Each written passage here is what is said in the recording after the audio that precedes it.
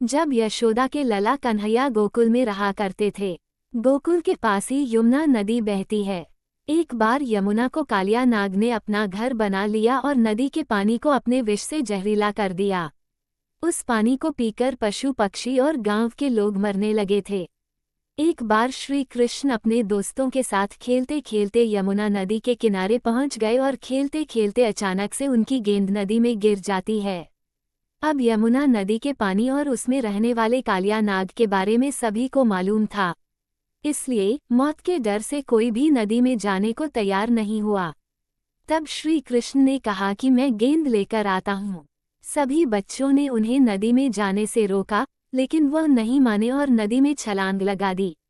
सभी बच्चे डर के मारे घर पहुंचे और यशोदा मैया को कन्हैया के नदी में कूदने की बात बता दी। ये सुनते ही यशोदा मैया डर गईं और फूट फूट कर रोने लगीं।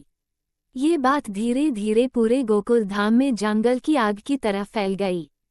सभी दौड़े दौड़े यमुना नदी किनारे आए गए, लेकिन कृष्ण अभी तक वापस नहीं आए थे।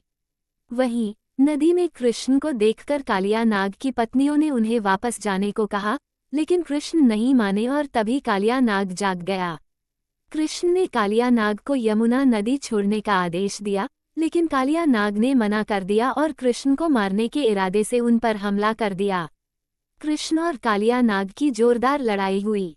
कुछ समय के बाद कालिया नाग हार गया और कृष्ण उसके फन पर नाचने लगे। कालिया नाग थकने के बाद कृष्ण से अपने प्राण बचाने के लिए प्रार्थना करने लगा।